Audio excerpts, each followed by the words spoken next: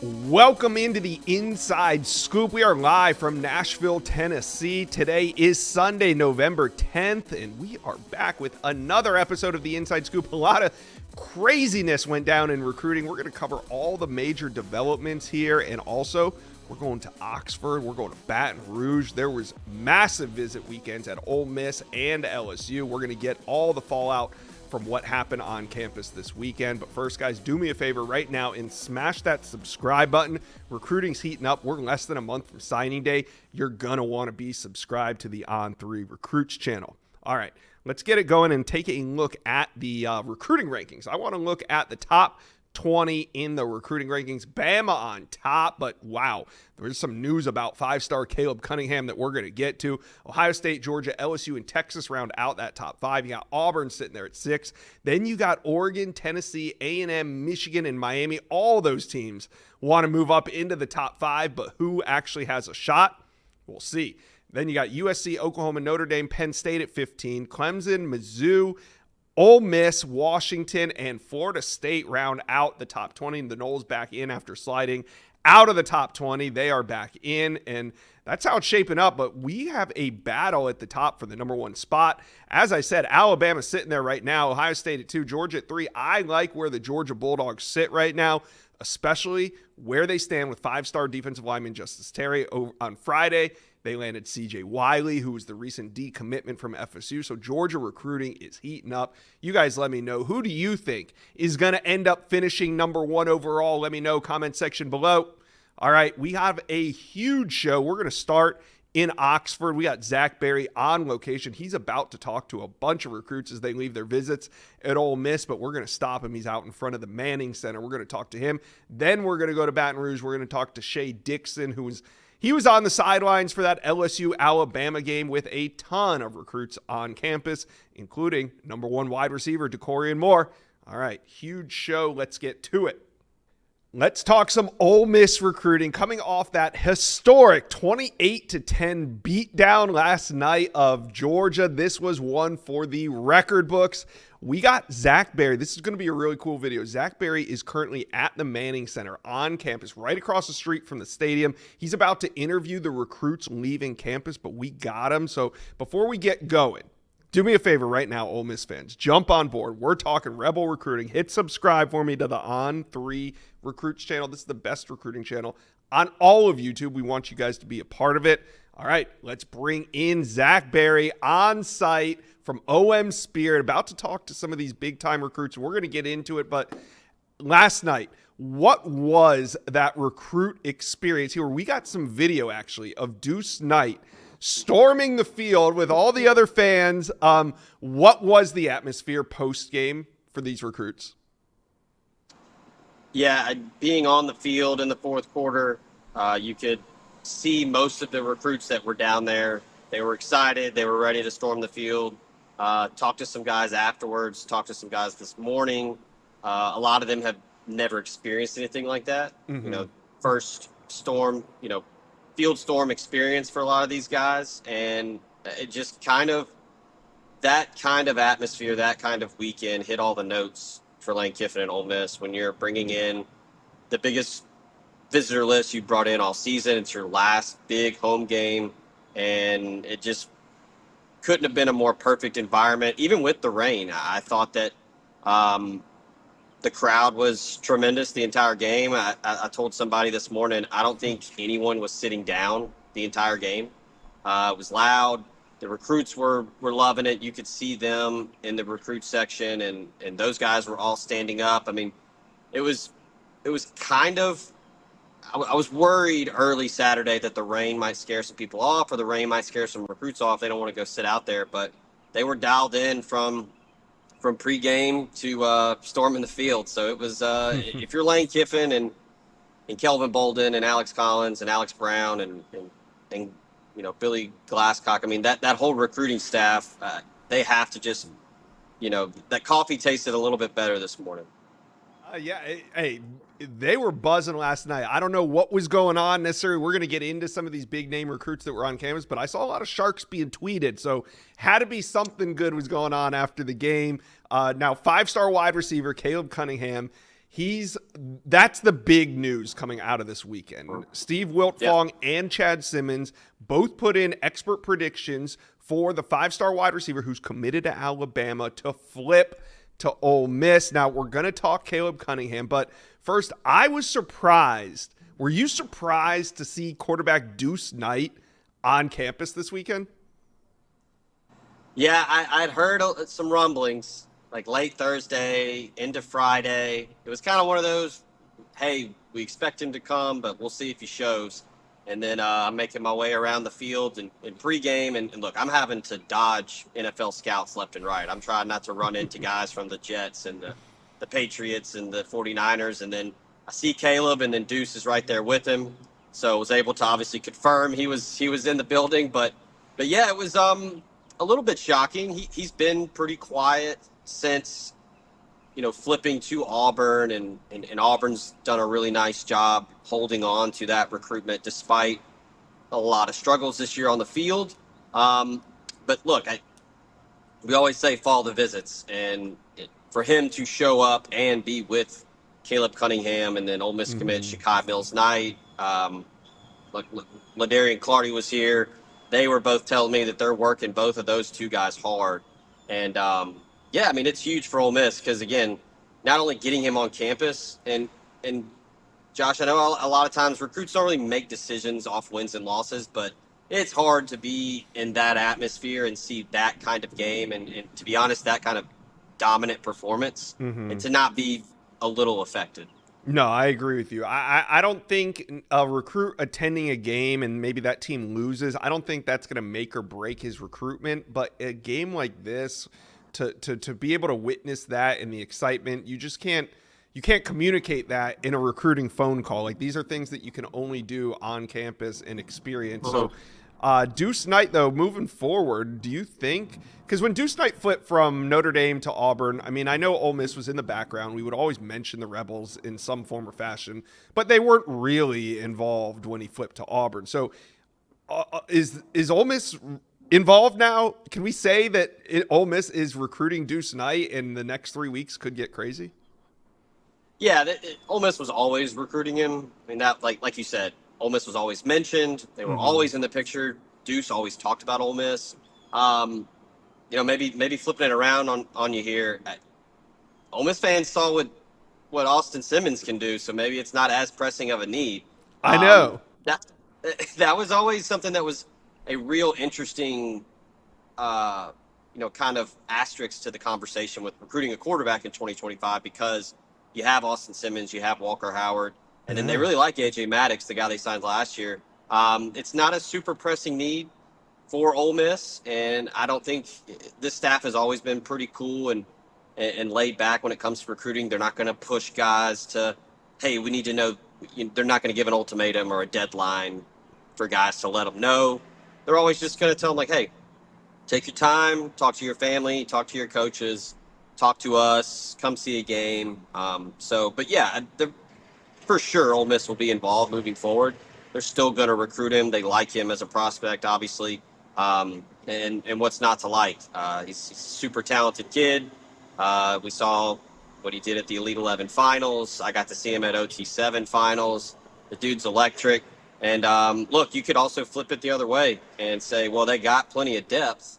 Well, just bring him in, bring him up to speed, get him in the weight room, learn the playbook, all of that. So, yeah, I think Ole Miss is absolutely going to be involved moving forward. Yeah, I agree. When I was watching that Austin Simmons drive, I was like, oh, this might have just locked it up for Auburn because there was, in so much of Deuce Knight's recruitment, we talked about how playing time was so important to him. And one of the reasons why, he went to, I think, 4 Auburn home games where they lost and they didn't really play well at quarterback, but he still flipped to them, but because he must be looking at the ability to come in and play right away. And when Austin Simmons leads that drive in the first quarter and he looked great. I know, just coming off the bench, small sample size, all that kind of thing. But, if you're Deuce Knight, you recognize that. So we'll see what happens with Deuce Knight. But I agree with you. I think that maybe, just maybe, he viewed that differently than a lot of other recruits. We know wide receiver Caleb Cunningham was there. He's committed to Alabama, but he's from the state of Mississippi. Another one that when he committed to Alabama, all the experts, Chad Simmons, Steve Wiltfong, they all told me, Josh, he's solid to Alabama, but in the end, Ole Miss, Mississippi State, they're going to make a run. We're going to be talking about them. And here we are, less than a month from signing day. And like clockwork, Caleb Cunningham is now trending to Ole Miss. What happened at the game, and has this been maybe a little under the radar recruiting going on leading up to this? What's going on between Caleb Cunningham and Ole Miss? Yeah, I've been kind of on the fence with possibly entering a flip prediction. I thought, man, it's a little too early. I'm going to talk to him after the weekend. We'll see what happens. But yeah, I mean, buzzing in the pregame, I went up and just kind of, asked him how he was doing, getting ready for the playoffs next week. And then, I mean, he just immediately started talking about the game, talking about how excited he was to see Ole Miss in this atmosphere and the environment. He was there with all the other guys. He was really excited to be there and to be around, not only Ole Miss commits and guys that he's gotten to know throughout the process, but I think he was just excited to be back at Ole Miss. Mm-hmm. You talk about a perfect weekend. I mean, just so happened that Caleb Cunningham is in town, and then you've got DK Metcalf's in town, Dante Moncrief's in town, Cody Core, former Ole Miss wide receiver, was in town. They were all on the sidelines. Just that right there, and seeing, that tangible, these are guys that played in the NFL. These are guys that were here. And, especially with Metcalf and Moncrief, they're both from Mississippi. I think that's been big for Caleb, that I think he was always open to going anywhere. He was always open to building relationships with anyone. He was never going to pigeonhole himself to being a, quote, Mississippi kid. Right. I think that's starting to pull on him a little bit, and just continuing that legacy of Mississippi wide receivers. I think that's wearing on him a little bit. And I think that's something that he could potentially, grab hold of and take pride in. And, hey, I want to be the next DK Metcalf or the next AJ Brown or Dante Moncrief, or, he wants to be the guy that's next in line from the state to play in college, play at a high level, and then get to the NFL. And then I think just the offense. I mean, Lane Kiffin's has not stopped recruiting him. The entire staff is recruiting him at this point. And just, I thought last night was a pretty good mix of the environment, just the vibes, all the players with him, but then also the offense, really got things going. Wasn't 515 yards like it was against Arkansas, but Jackson Dart and the wide receivers had a good night. And I don't think there was, if Ole Miss had to plan that kind of unofficial visit, I don't think it could have been planned any better. Yeah, and, we hear a lot of recruits early in the cycle say, I want to go play, recruits in Georgia want to go play for USC, and recruits in Florida want to go play for Oregon. And as we get closer to signing day, the realization of, hey, I'm going to really go across the country and not be near my family starts to set in. And those same recruits start to wonder and start to think, well, maybe those same things that I wanted to do across the country, I could do right here at home. And a game like this, though, kind of brings it all together, because you're right. Like if this game doesn't happen the way that it did, you wonder, if the scores flip-flopped and Ole Miss gets run out of the building by Georgia, then you wonder if they see it the same way, but the opportunity's there. So let's stay on this exciting topic of the wide receiver board, because I saw, and you guys have a ton of stuff at OM Spirit on Xavier Hardy, Cameron Sparks, some of these 2026 guys, but you reported something that really got me going yesterday, and that's a wide receiver transfer, Jonte Cook. You are reporting that Ole Miss is already in contact with Jonte Cook, who announced he's a former five-star, that announced he's leaving Texas. It looks like it's due to some playing time or something like that. But Ole Miss has a connection here with Cook. I mean, this isn't just a cold call. Yeah. Yeah, he took an OV the summer before, he ended up ultimately signing with Texas. He's got a really good relationship with Lane Kiffin. He, raved about the OV. He actually had, basically a documentary crew with him that filmed the entire visit. So that's big. He's got the connection with Lane Kiffin. They talk a lot about, hey, you could come here and be, the next Elijah Moore, play in the slot, be a playmaker. We'll get you the football. I talked to a couple people in Texas that are, close to that recruitment and just work around the University of Texas. And I was told Ole Miss and I was told Oregon early. Okay. Oregon, obviously they got Corian Moore. Maybe there's a little bit of a connection there, maybe a little bit recruiting there. But I think that Jonte Cook knows not only will Lane Kiffin get him the football, but he knows that he could be a potential focal point of the offense in 2025 and beyond. I think that's big for him. He's already been in college. He's trying to go somewhere to maximize his exposure and maximize his talent. And I think that that's big for Ole Miss and its chances to potentially get Jonte Cook. So he's not officially in the portal yet, but obviously leaving Texas. But I think that once that's official and he really starts looking around, that things are going to ramp up for Ole Miss and Oregon, and we'll see who else jumps in the mix. Yeah, and he's just the first big name that we know Ole Miss will be in on. So it was a historic win for Ole Miss, 28-10. It was Lane Kiffin's biggest win as a Rebel. So as we enter into Lane Kiffin time, it's flip season. Is there any other names that you think Ole Miss fans should be watching in terms of names that Ole Miss could circle back on? Like, I know that you expected or was hearing that A.K. Deer was going to make it in. A.K. Deer did not make it in, but are there any other names that Ole Miss fans should just be weary of as we hit closer to signing day? I think the main ones, obviously, we talked about Caleb Cunningham. I think that's obviously the big one, the number one target on the board. I think Ole Miss has a really, really good shot at getting that one done. A couple other ones, Auburn commit Dante Core. He took an OV way back in the summer. Really enjoyed it, really liked it, and then ended up committing to Auburn. He was in town, and I think that Ole Miss is trending in that direction there as well. And then a guy that I was talking to this morning, and we were kind of laughing. I told him he snuck into town. Devin Harper, offensive lineman, committed to LSU. I think Ole Miss is very, very, very much in the mix there. And like you said, Josh, it's never wins and losses, but when you're on a visit and you're in that environment, and then the team you're committed to just so happens to get run out of their own building, just that fresh, right after everything happens, probably has you thinking a little bit. But I think Ole Miss is in a really good spot for both Devin Harper and Dante Core. I know Pete Golding was tweeting out a shark emoji. Yeah.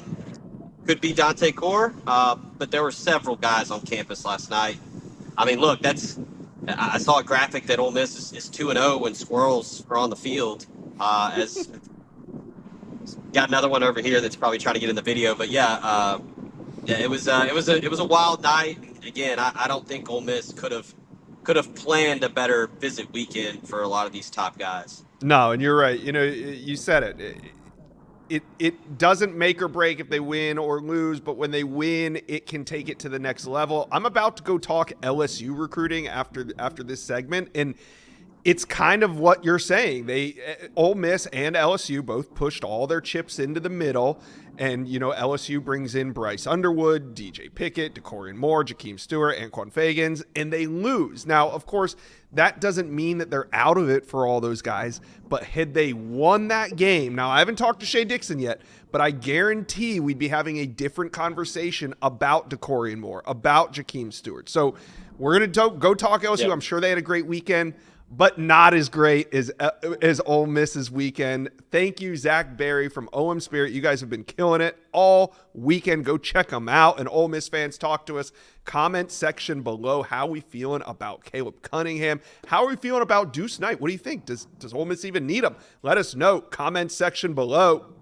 Did LSU blow a massive opportunity? We're going to talk with Shea Dixon from the Bengal Tiger. Last night, all the recruits, the top LSU targets were all on campus. They pushed their chips into the middle with Alabama coming to town. Everything went as planned except the score of the game. 42-13. Alabama wins this one. We got Shea Dixon. We're going to break it all down from a recruiting perspective. But first, LSU fans, do me a favor right now. Hit subscribe to the On3 Recruits channel. This is the best recruiting channel on all of YouTube. So jump on board and hit subscribe. All right. Let's bring in Shea Dixon. Now, Shea, Bryce Underwood was on campus, DJ Pickett, DeCorian Moore. DeCorian Moore, we didn't even know he was going to be there, but he shows up. So What's the fallout from last night's game? I don't think there is much of one, Josh, and that's the reality of this. I say it all the time. High school kids lose football games all the time. And when you lose a football game like this one where it was a 3-point spread, you were expecting a field goal, a close game, it's a blowout. That's when the pitch turns to, you see, this is why we need you. I mean, this is something that teams deal with year over year. I'll say this. LSU fans, step back off the ledge, realize Bryce Underwood, his entire family were there. Mm. I've already spoken to them while there. Everything's going as planned for them. They were all decked out in their LSU gear, and he's a few weeks out from signing day. Josh, if you're Bryce Underwood, you're watching that game and saying, well, if I was in the game, I would be doing this. That's how high profile players think. And if you want to compare, and I know those NIL talks are out there, believe me, LSU's having them as well. LSU right now is top 10 in the country in passing offense. Michigan is the third from the bottom, 130 out of 133, so fourth from the bottom. They don't attempt to throw it very much. They don't throw it very well, and they haven't done that in recent years. So for all those on Bryce Underwood freak out watch of, does the class fall apart? No. Look right now around the SEC, Josh, pull up the standings. Three of the teams who are ranked in the top five, LSU, Bama, Georgia, all have two SEC losses. It's chaos right now out there. Everybody has flaws.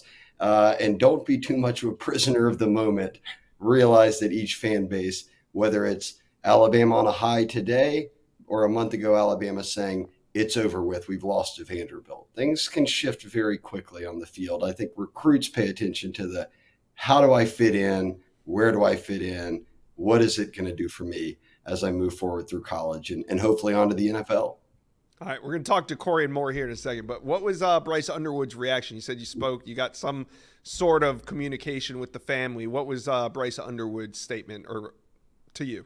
I don't think he had a statement. I think it was just business as kind of per usual. I mean, look, the entire family was there in Underwood LSU jerseys sitting on the sidelines before the game. That's great. He's still not visited Ann Arbor. He's visited LSU 6, 7 times now since he's been committed. And we're a few weeks out from signing day, Josh, and he's got Belleville now on a playoff run once more that has resulted 3 straight years of him taking them to a state title game. They won it twice. You would expect that to be the case again. Michigan's only got one more home game. If Belleville's still winning, they're still playing every weekend. So I know these discussions are going to keep happening, but just from seeing the Underwood family and kind of just getting a feel for things, I think a lot of that buzz that was out there over the past week is stuff that they've been dealing with and know kind of where the direction is headed and where they're headed long before it was kind of talked more about in the public. Because, granted, Josh, beyond On3 Elite, when we all hung out up there with Underwood, since he's been committed, there's not been much to talk about. It's been 10 months of I'm committed. Absolutely. It was no shock that Michigan was going to make a push publicly. That push made public at some point.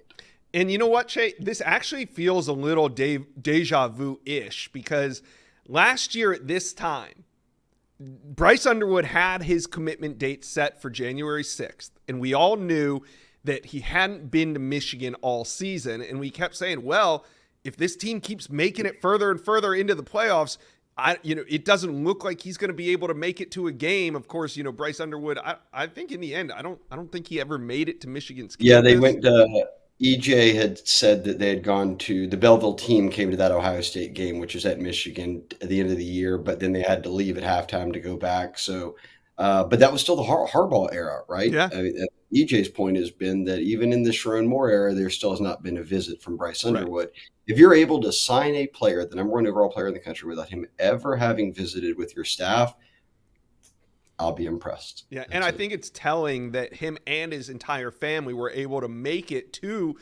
Baton Rouge after that playoff game, because we heard so much last year about, if he has a playoff game on Friday night, then he's not going to be traveling Saturday. It's too quick of a turnaround. Well, when it's important enough to you, you make time for it, and you saw Bryce Underwood and his entire family make time. Josh, mom, dad, sister, grandma, aunts, uncles, everybody was on this trip. And look, for those out there that might be listening to this later, we're recording this on a Sunday. as you noted, he got in Saturday. His visit doesn't end until Monday, so Right. he won't head back to Michigan until Monday. So after that, check on the Bengal Tiger. We'll have an update from the Underwood camp. All right. Were you surprised to see #1 wide receiver, 5-star DeCorian Moore, show up for a visit on Saturday? No, because there was buzz that he was going to come in, and then the great Steve Wiltfong had gotten it directly from the mother. So from DeCorin's mom, we just kind of kept it on the low until they said, "Hey, look, we've told Oregon we're coming." Now they made the visit. Not shocking. He was committed here once, right? And Bryce is in town, and it's a big game. At least it was billed that way. It didn't turn out that way. So no, I'm not surprised. I don't think though that for me that it ultimately leads to anything. Look, we can't really predict it, right? I don't want to never say never, but he's been committed to LSU before, backed off it, and that commitment was a shock because we thought that he was supposed to end up at Texas. Then he goes past Texas again and goes to Oregon, who he remains committed to, and they're the #1 team in the country right now. So I don't know. I don't know where this one goes, but hey, it's never you lost, but you Mm-hmm. got him back to campus. You spent time around him. You take a swing, and this is what coaches will tell you all the time, Josh. Especially with a player this good, he's the best player in the country at wide receiver. You recruit him all the way until the end, and if you don't get him, you tried, right? But at the same time, if he ever hits the portal, who did those guys answer a phone call from first? The people that recruited them all the way through in high school, Yeah, the teams that knew that's them the right. best, the teams that they liked. So LSU's not going to give up here, even if there's a low percentage chance that you end up flipping him again back into the class. Mm. All right. So Jakeem Stewart, he's on his official visit as well. We're taping this midday on a Sunday. So any early returns or insight you can give us on Jakeem Stewart's visit to Baton Rouge this weekend? Inside Scoop listeners, it's prize pick time. Prize picks, you guys know we play it every week, and here's what I hit on this week. Diego Pavia, more than 39.5 rushing yards. That's a hit. RJ Harvey of UCF, more than 99.5 rushing yards. I hit on that. And Kyron Lacey, more than 73.5 receiving yards. I hit on that too. And guess what? We love prize picks because it's so easy. You pick 2 or more players, then select more or less on their stat line, submit your lineup. You can do it all in less than 60 seconds. And here's the offer that I have for you. If you put in $5, whether you win or lose that bet, you'll have $50 in your account after that bet ends. That's right, $5 to get $50 in your account. And here's what you got to do. All you got to do, go to prizepicks.com/inside scoop. Use the promo code inside scoop to receive a guaranteed $50 once you play $5. That's prizepicks.com/inside scoop. Promo code inside scoop. Get that $5 to receive a guaranteed $50. Daily fantasy sports made easy with Prize Picks. Yeah, it was one where he was out for college game day, and then when he was on the sidelines, I saw a number of LSU fans or students had painted Bryce and then Stewart or Jakeem across their chests. So they were out in full force recruiting him. It was kind of a who's who on the sidelines before the game. Tons of former NFL players, even New Orleans guys, Leonard Fournette and all of them. Jamal Adams was there.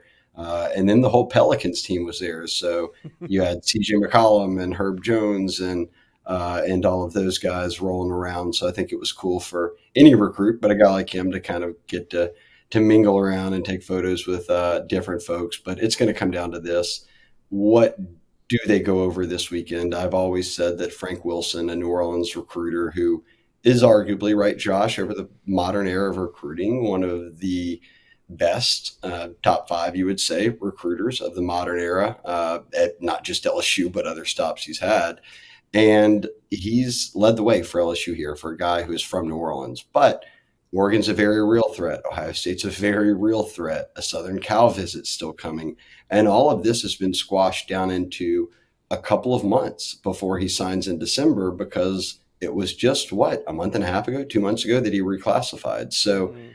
what we thought was a process that was going to play out for another year plus is now going to be decided here in just a few weeks. So I've stuck by, I don't think Jakeem knows yet. I think he's using these visits to really gauge where he ends up.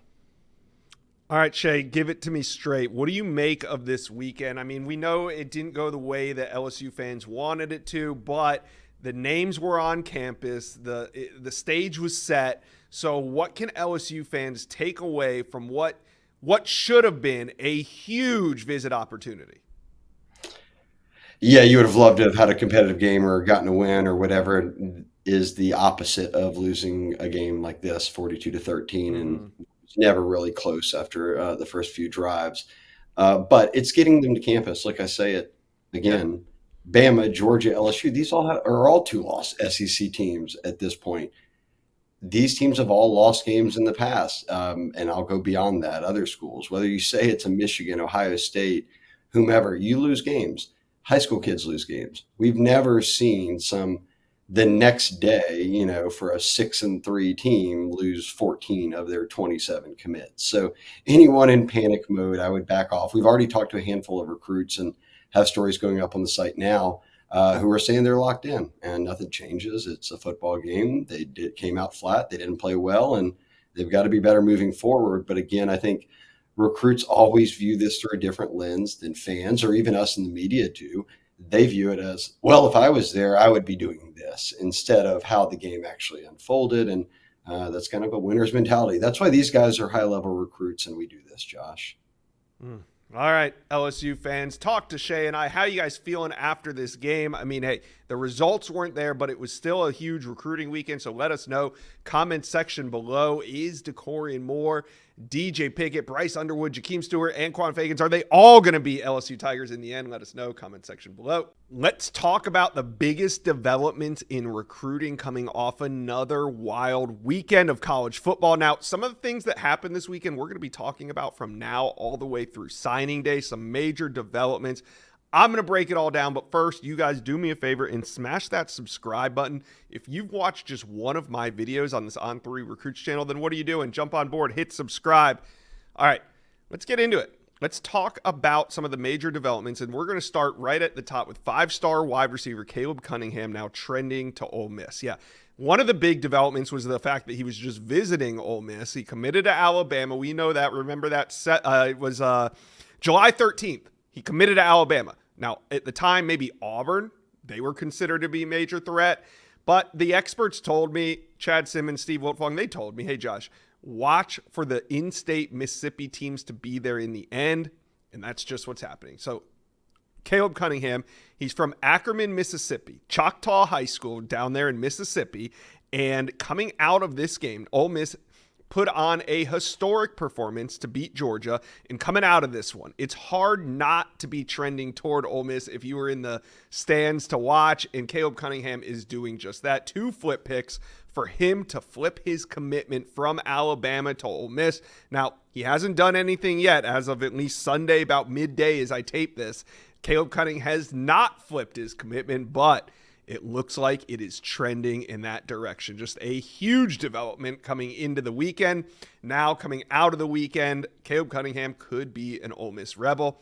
All right, staying on the Ole Miss topic, 5-star quarterback Deuce Knight made a surprise visit. Deuce Knight committed to Auburn, but he's from Lucedale, Mississippi. Now remember, he flipped that commitment from Notre Dame to Auburn in October. So what was he doing in Oxford? That's what I want to know. Was he there for a fun game, or is he actually looking for a future home? Remember, he's made so many visits to Auburn. I believe he's made 4 or 5 this season. They've probably lost every home game. He's been to a bunch of them. The QB play has been poor, but maybe, just maybe, the quarterback play last night at Ole Miss was so good that maybe he's locked into that decision to commit to Auburn. Now, we'll see. If playing time is very important to him, then what Austin Simmons in that game, what he did in that game could be concerning for Deuce Knight, because Austin Simmons looks like he has all the tools to step in next year and compete for that starting job. So we'll just have to see what this visit means for Deuce Knight. What do you guys think this visit meant for Deuce Knight? Let me know. Comment section below. All right. 5-star wide receiver Decorian Moore in the Bayou. Yep. Duncanville, Texas. The #1 wide receiver in America made some noise this weekend when he showed up at LSU. You know, the school that he was committed to for nearly half a year. He said he was loyal. until he wasn't anymore. And, now he's committed to Oregon. But this weekend, back in the Bayou. What do you guys think it means to see Dakorien Moore there? And do you think LSU blew this opportunity? I mean, you hate to say one game could make or break a recruitment, but if LSU blows out Alabama at home, what do you think Dakorien Moore's experience goes like? Probably differently than it did last night. You guys, let me know. Dakorien Moore at LSU, is this something Oregon fans need to be worried about? We'll see. Hey, Inside Scoop fans and college football recruiting nuts. It's time to upgrade your audio game. You may have a pair of headphones you like, but the battery life, it's too short, or they just don't stay in your ears, or you don't want to spend hundreds of dollars every time you lose an earbud. Enter JLab. JLab is creating headphones, earbuds, and work accessories designed for everyday lifestyle. You guys know the best of the best are wearing them, from Travis Hunter to Ohio State's Will Howard to Quinshon Judkins. So for travel, here's what we recommend. The JBud Luxe over-ear headphones. If you're working out, get the JLab JBuds Sport ANC4, offering a secure fit and a super long battery life for those tough workouts. Discover your perfect pair of headphones. Look for the JLab Blue Box at retailers everywhere or visit jlab.com. All right, Michigan fans, they showed up for Bryce Underwood on Friday night. Hundreds of fans showed up to Belleville's district championship game. Some of them came in buses. Watch, check out this video.